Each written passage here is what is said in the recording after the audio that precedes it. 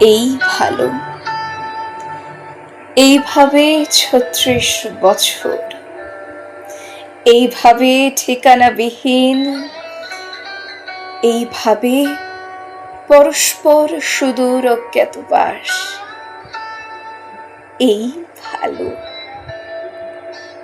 এভাবেই পাওয়া যায় কাঙ্ক্ষিত যাপন, আর অমরত্ব পাওয়া যায়, মৃত্যুকে এড়িয়ে থাকা যায়।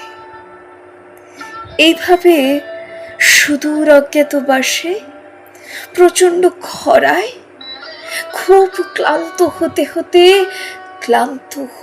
হতে অনায়াসে তোমার বেণীতে ক্লান্ত হাত রেখে বলতে পারি, কি সুন্দর। তুমিও তখন বলতে পারো, খুলে দিলে আরো বেশি ভালো লাগবে, ছুঁয়ে দেখো,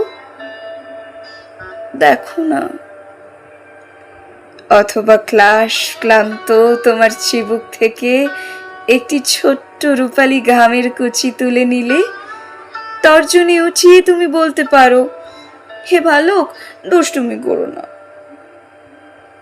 কোনো কোনো রাতে খুব ঘন বৃষ্টি হলে জানালায় একাকী দাঁড়িয়ে বাইরে চোখ মেলে দেখতে পাই, কলেজ চত্বর ছেড়ে বেরোচ্ছ অস্থির পায়ে, দৃষ্টি এলোমেলো। বলি, এতক্ষণে কটা ক্লাস, কত কাল দাঁড়িয়ে রয়েছি। তুমি শাড়ির আঁচলে মুখ মুছে নিয়ে বলতে পারো, এই ভালো, আরো বেশি ক্লান্ত হও, ভালো লাগে অপেক্ষায় রাখা।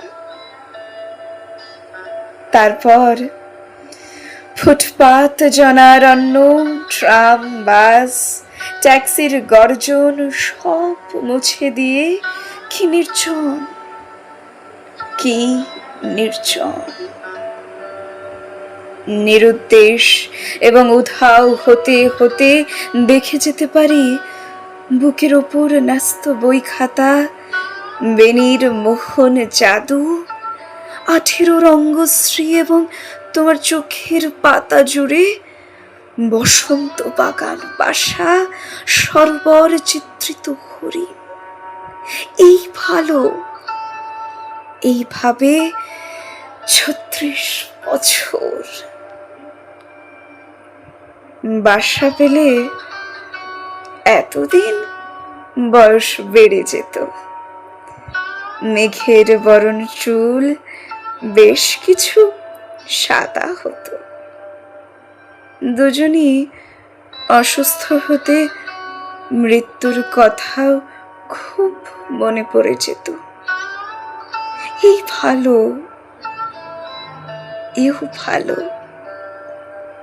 এইভাবে অজ্ঞাতবাসের খেলা, এভাবেই নীল আলোটি জ্বালিয়ে তুমি রয়ে গেছো 18-19 স্থির, আমি 24-25। এই ভালো, এই ভালো।